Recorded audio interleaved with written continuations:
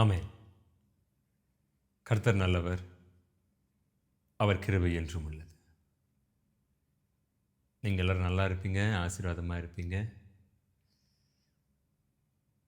காலையிலிருந்து இரவு தூங்குற வரைக்கும் நம்ம யார் ரொம்ப அழகா பாதுகாக்கிறா அப்படின்னா, உன்னத தேவன். யார் ரத்தம் நம் மீது பூசப்பட்டு இருக்கு அப்படின்னா, அடிக்கப்பட்ட இயேசு கிறிஸ்துவின் ரத்தம். இஸ்ரேல் மக்கள் எகிப்தில் இருந்தாங்க. எப்படி காக்கப்பட்டாங்க? சங்கார தூதன் வந்தாரு. எப்படி காக்கப்பட்டாங்க? அந்த வாசல்ல பார்த்தீங்கன்னா, ரத்தம் பூசுனாங்க. என்ன ரத்தம்? ஆட்டுக்குட்டி ரத்தம். இன்னைக்கும் நமக்கு அநேக போராட்டங்கள், ஆபத்துகள் இருக்கு. பிசாசு யாரை விழுங்கலாமோ என்று கெர்ஜித்து சுற்றி கொண்டு திரிகிறான். ஆனா எப்படி காக்கப்படுறோம் அப்படின்னா, அவர் ரத்தம் இருக்கிறது, பூசப்பட்டிருக்கிறது. ஆவிக்குரிய ரத்தம் பூசப்பட்டிருக்கிறது. அதனால நம்ம காக்கப்படுறோம். தினமும் உங்களிடத்தில் இந்த வார்த்தைகளை பகிர்ந்து கொள்ள, அவர் சமூகத்தில் அமர்ந்து அவர் துணையோடு தான் இந்த வார்த்தை எடுத்துட்டு வரோம். ஏதோ கடமைக்குன்னு ஒரு வார்த்தையை பேசணும், தினமும் ஒரு வீடியோ அப்லோட் பண்ணணும்பா, அப்படி இல்லை. அவரிடத்தில் அவர் சமூகத்தில் அமர்ந்து இந்த வார்த்தையை பேசு. நம்முடைய எண்ணங்கள் சிலது ஆட் ஆகும், அதை பேசக்கூடாது. மாம்சமும் ரத்தமும் ராஜ்யத்துக்குள்ள பிரவேசிக்காது. அவருடைய பரிசுத்த ஆவி நம்ம நடத்துகிறார் பார்த்தீங்களா, அந்த கைடன்ஸ் தான் நம்ம நடத்தும். அதான் கிங்டம்குள்ளே என்டர் ஆகும். நான் 1 ராஜாக்கள் புஸ்தகம் தெரியும். எலியா பற்றி எல்லாருக்குமே தெரியும். தெரியாதவங்க குழந்தைங்களுக்கு கூட தெரியும். எலியா எப்பேற்பட்டவர், அக்கினி இறக்குனவர், அதெல்லாம் எல்லாமே தெரியும். ஆனால் அதை நான் தியானம் செய்யும் பொழுது ஒரு சில காரியங்களே ஆவியானவர் எனக்கு ஞாபகப்படுத்தினார், கற்றுக் கொடுத்தார். இதை டீச் பண்ணார். இது இருக்கு, ப்ரெசண்ட்ல இருக்கு, ஒவ்வொருத்தரும் இதை வாஞ்சிக்கணும் அப்படின்னு. அது என்ன அப்படின்னா, வேதத்தை எடுத்து வாசிப்போம். 1 ராஜாக்கள் 17வது அதிகாரம் 1 வாசிக்கிறேன். 17ஆம் அதிகாரம் வசனம் 1. கிளையாத்தின் குடிகளிலே திஸ்பேன் ஆகிய எலியா ஆகாபை நோக்கி, என் வாக்கின்படியே அன்றி இந்த வருஷத்திலே பனியும் மழையும் பெய்யாதிருக்கும் என்று இஸ்ரவேலின் தேவனாகிய கர்த்தருக்கு முன்பாக நிற்கிற நான் அவருடைய ஜீவனை கொண்டு சொல்லுகிறேன் என்றான். பின்பு கர்த்தருடைய வார்த்தை அவனுக்கு உண்டாயிற்று. அவர், நீ இவ்விடத்தை விட்டு கீழ் திசையை நோக்கி போய் யோர்தானுக்கு நேராயிருக்கிற கேரித் ஆற்றண்டிலே ஒளித்து கொண்டிரு. அந்த ஆற்றின் தண்ணீரை குடிப்பாய். அங்கே உன்னை போஷிக்க காகங்களுக்கு கட்டளையிடுவேன் என்றார். அவன் போய் கர்த்தருடைய வார்த்தையின்படியே யோர்தானுக்கு நேராயிருக்கிற கேரித் ஆற்றண்டிலே தங்கியிருந்தான். காகங்கள் அவனுக்கு விடியற் காலத்தில் அப்பமும் இறைச்சியும் சாயங்காலத்தில் அப்பமும் இறைச்சியும் கொண்டு வந்தது. தாகத்திற்கு அந்த ஆற்றின் தண்ணீரை குடித்தான்.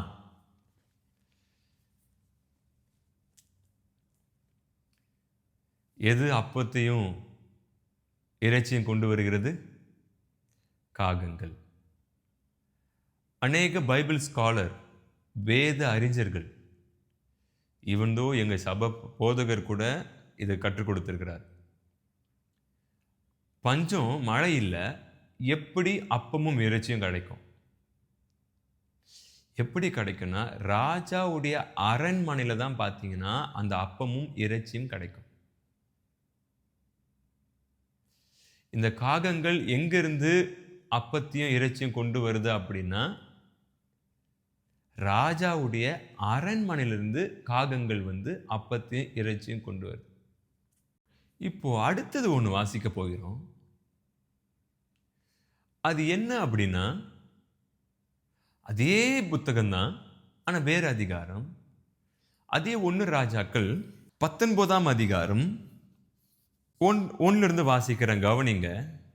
எலியா செய்த எல்லாவற்றையும் அவன் தீர்க்கதரிசிகள் எல்லாரையும் பட்டயத்தாலே கொன்று போட்ட செய்தி அனைத்தையும் ஆகாப் எசபேலுக்கு அறிவித்தான். அப்பொழுது எசபேல் எலியாவின் இடத்தில் ஆள் அனுப்பி, அவர்களில் ஒவ்வொருனுடைய பிராணனுக்கு செய்யப்பட்டது போல நான் நாளை இந்நேரத்தில் உன் பிராணனுக்கு செய்யாதே போனால் தேவர்கள் அதற்கு சரியாகவும் அதற்கு அதிகமாகவும் எனக்கு செய்ய கடவர்கள் என்று சொல்லச் சொன்னால், அவனுக்கு அது தெரிந்தபோது எழுந்து தன் பிராணனை காக்க யூதாவை சேர்ந்து பெயர்செபாவுக்கு புறப்பட்டு போய் தன் வேலைக்காரனை அங்கே நிறுத்திவிட்டான். அவன் வனாந்திரத்திலே ஒரு நாள் பிரயாணம் போய் ஒரு சூரை செடியின் கீழே உட்கார்ந்து தான் சாக வேண்டும் என்று கோரிய போதும், கர்த்தாவே, என் ஆத்மாவை எடுத்துக்கொள்ளும், நான் என் பிதாக்களை பார்க்கலும் நல்லவன் அல்ல என்று சொல்லி ஒரு சூரை செடியின் கீழ் படுத்துக்கொண்டு நித்திரை பண்ணினான். அப்பொழுது ஒரு தூதன் அவனை தட்டி எழுப்பி, எழுந்திரு, போஜனம் பண்ணும் என்றான். அவன் விழித்து பார்க்கிற போது, இதோ தலையில் சுடப்பட்ட அடையும் ஒரு பாத்திரத்தில் தண்ணீரும் அவன் தலைமாட்டில் இருந்தது. அப்பொழுது அவன் புசித்து குடித்து திரும்ப படுத்து கொண்டான். கர்த்தருடைய தூதன் திரும்ப 2ஆம் தரம் வந்து அவனை தட்டி எழுப்பி, எழுந்திரு, போஜனம் பண்ணு, நீ பண்ண வேண்டிய பிரயாணம் வெகு தூரம் என்றான். ஒரு சின்ன கேள்வி. டிஃபன் கடைலாம் இருக்கும், ரோட் சைடில் பார்த்துருப்பீங்க. எல்லாரும் சாப்பிடுவோம், விரும்பி அங்கே தான் சாப்பிடுவோம். அதில் பார்த்தீங்கன்னா வடைலாம் சுட்டு வச்சுருப்பாங்க. ஒரு காக்கா வந்து அந்த வடையை எடுத்துகிட்டு போயிடுச்சுன்னா, அந்த டிஃபன் கடை நடத்துகிற அந்த ஓனரு நேராக ஸ்டேஷனில் போயிட்டு, சார், நான் டிஃபன் கடை வச்சுருக்கேன், ஒரு காக்கா, அது அடையாளத்தை நான் சொல்கிறேன் கேட்டுக்கோங்க. கருப்பாக இருந்தது சார், மூக்கு நீட்டாக இருந்தது சார், அதுக்கு ரெக்கை இருந்தது சார், சுமார் ஒரு 10:30 மணி அளவு இருக்கும் சார், அது பறந்து வந்தது சார். நீங்கள் வேணால் சிசிடிவியை கொஞ்சம் செக் பண்ணி பாருங்கள். பறந்து வந்து நான் செஞ்சு வச்சுருந்த இந்த வடையெல்லாம் எடுத்துகிட்டு போயிடுச்சு சார், திருடிட்டு போயிடுச்சு சார். ஸோ கம்ப்ளைண்ட் போட்டு ஒரு சிஎஸ்ஆர் காப்பி ஒன்று கொடுங்க சார். காக்கா வந்து ஒரு வடையை தூக்கிட்டு போயிடுச்சு அப்படின்னா, இல்லை ஏதோ ஒரு சாப்பிட்ற பொருளை தூக்கிட்டு போயிடுச்சு அப்படின்னா, ஹேய் போ அப்படின்னு விரட்டி விட்டுடும். அதே ஒரு மனிதர் வந்து அதே போல காக்கா எதை தூக்கிட்டு போச்சோ அதே போல அந்த மனிதர் யாருக்கும் தெரியாம அந்த ஒரு பொருளை திருடிட்டார். நீங்க பார்த்துட்டீங்க, அதை ஏய் போ அப்படின்னு விரட்டி விடுவீங்களா, அல்லது கூப்பிட்டீங்க வா? போயும் இது எவ்வளோ, ஒரு 10 ரூபா இருக்குமா, ஒரு 20 ரூபா இருக்குமா, நீ கேட்டால் நானே கொடுப்பேன் பசின்னு கேட்டா. இது ஏன் திருடுற? காக்கா வந்து எடுத்ததை என்ன சொல்கிறோன்னா, காக்கா வந்து எடுத்துகிட்டு போயிடுச்சு அப்படின்றோம். அதே நம்ம யாருன்னா போய் அப்படியே நைஸாக அவங்க பார்க்காதப்ப எடுத்துட்டோம் அப்படின்னா, அது அந்த ஓனர் பார்த்துட்டாங்க அப்படின்னா, எதுக்கு திருடுற? காக்காவும் நம்மளும் செய்த செயல் ஒரே செயல், ஆனால் கொடுக்கின்ற பட்டம் வேற. எல்லா மோசமானது எது பறவை அப்படின்னு பார்த்தீங்கன்னா அந்த காக்கா. அடிச்சுக்கோங்க போட்டு. கொஞ்சம் யோசிச்சு பாருங்க, அந்த காக்கா வழக்கம் போல பறந்துட்டு இருக்கும், அது பாட்டு நீ பறந்துட்டு இருக்கும். திடீர் என்று தேவனுடைய வார்த்தை போயிருக்கும், நில்லு, எங்க பறக்கிற? வா, எங்க பறக்கணும்? நான் சொல்றபடி போ, இந்த அரண்மனைக்கு போ. சரி, அங்க அப்பமும் கறியும் இருக்கும். காக்காக்கு சந்தோஷமாயிட்டு இருக்கும், கோடான கோடி ஸ்தோத்திரம், உங்களை துதிக்கிறேன். ஏன்? தேசம் ஃபுல்லா பஞ்சம், என்னுடைய பசியை புரிஞ்சுட்டு நீங்க ராஜா வீட்டுக்கு அனுப்புறீங்களே, எனக்கு அப்பமும் கறியும் ரெடியா இருக்கு. உனக்கு கிடையாது, என் மகன் அங்க இருப்பான், அவங்களுக்கு எடுத்துட்டு போ. ஓ, இப்ப இந்த காக்கா அவருடைய வார்த்தைக்கு கீழ்ப்படிந்து உடனே அந்த ராஜா வீட்டுக்கு பறந்து போகுது.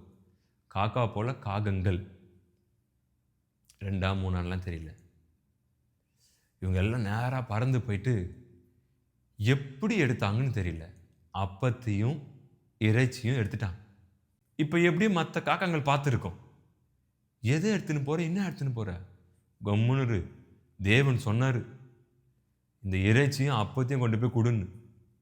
எங்ககிட்ட இருந்து புடுங்கி சாப்பிட்றதே நீ தான். மற்ற பறவைகள்லாம் பார்த்துருக்கோம், எங்ககிட்ட இருந்து புடுங்கி சாப்பிட்றதே நீ தான், நீ எடுத்துட்டு போற.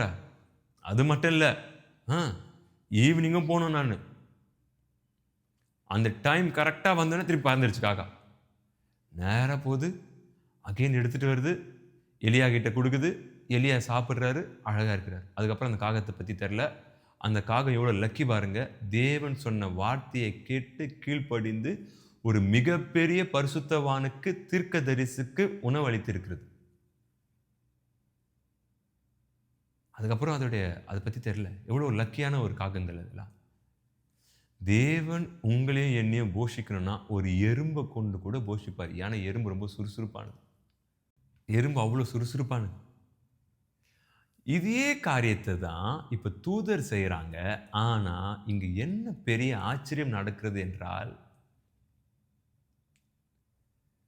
தூதர்கள் தேவனுடைய அனுமதி வார்த்தை இல்லாமல் இந்த பூமிக்கு தானாக வரமாட்டார்கள். Even though they have power, அவங்களுக்கு வல்லமை இருந்தாலும் தானாக வந்து அந்த வல்லமையை பயன்படுத்த மாட்டாங்க. தேவனுடைய வார்த்தை அவங்களுக்கு புறப்படாத வரைக்கும் அவர்கள் பூமிக்கு வரமாட்டாங்க, வந்து எந்த காரியத்தை செய்ய மாட்டாங்க.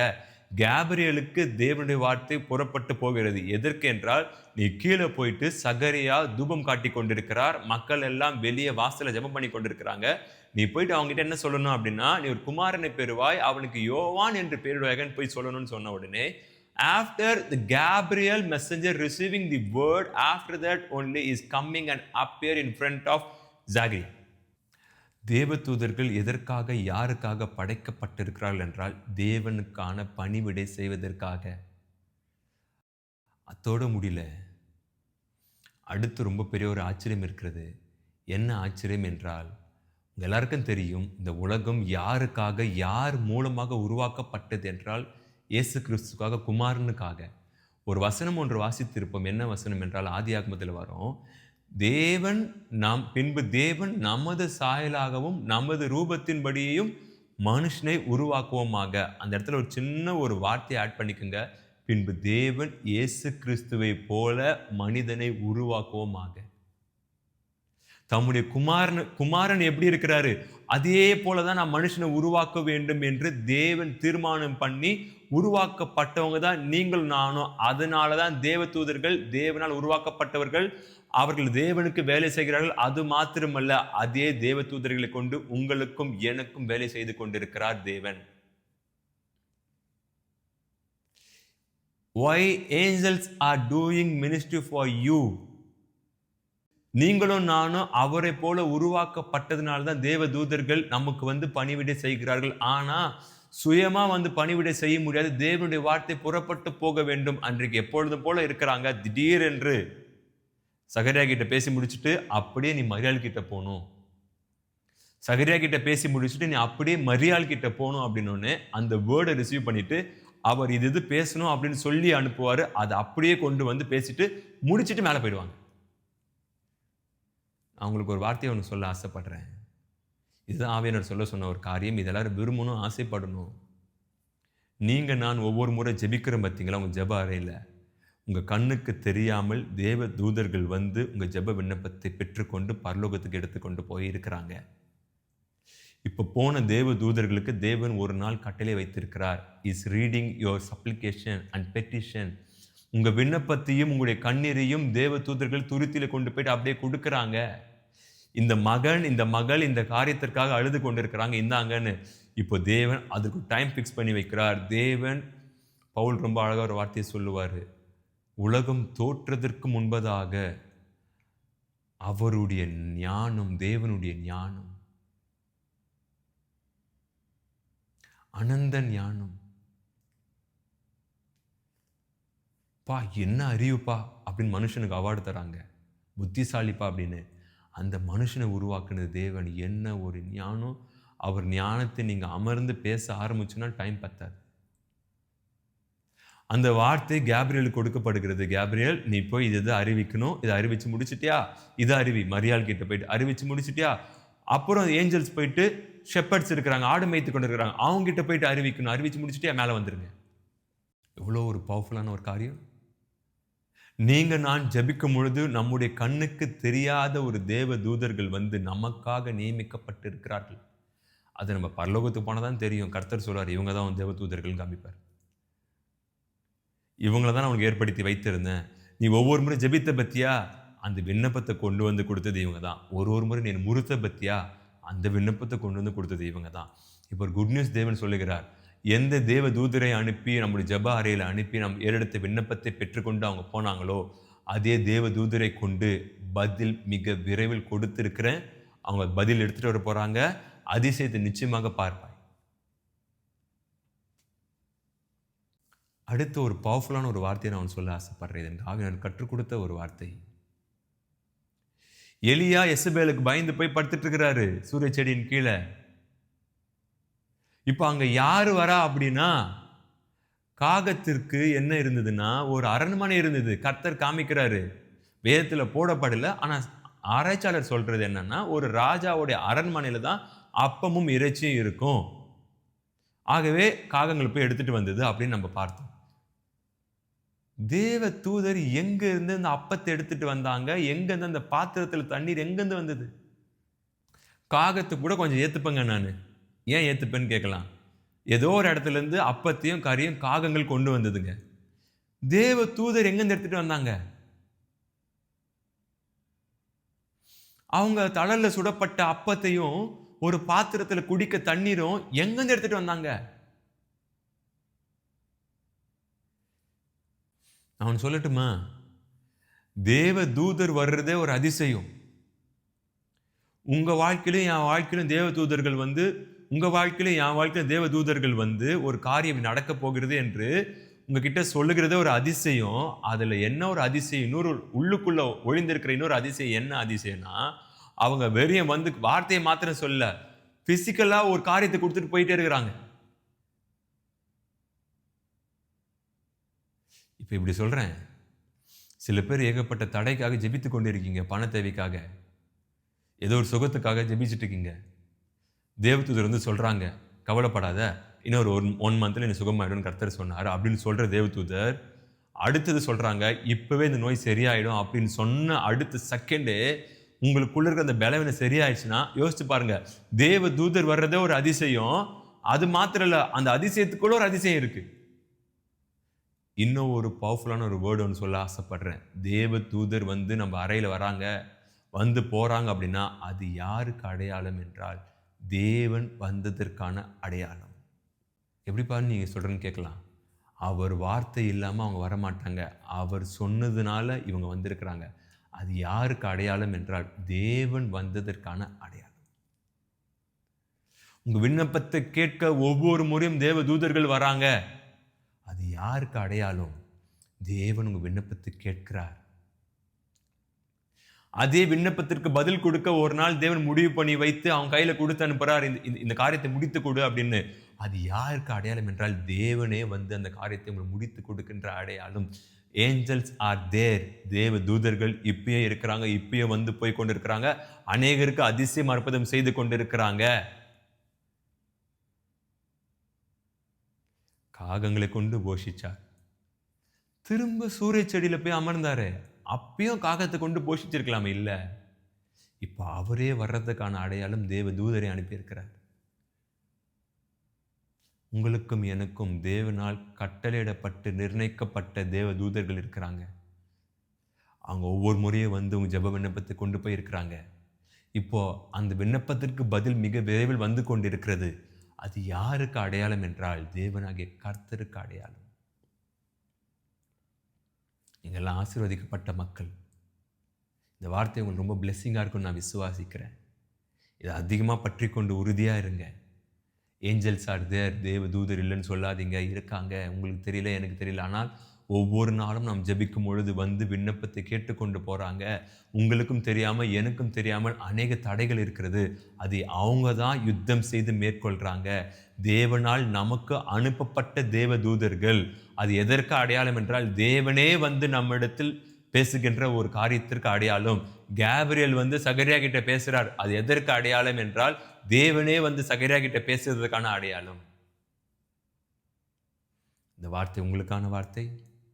ஆசீர்வாதமா இருப்பீங்க. இந்த வார்த்தை உங்களுக்கு பிளெஸ்ஸிங்கான்னு செக் பண்ணி பாருங்க. பிளெஸ்ஸிங்னா அது விசுவாசிங்க, அது நம்புங்க, அவரை தேங்க்ஸ் பண்ணுங்க. மீண்டும் சந்திப்போம். கர்த்தர் உங்களை ஆசீர்வதிப்பார். ஆமென். God bless you.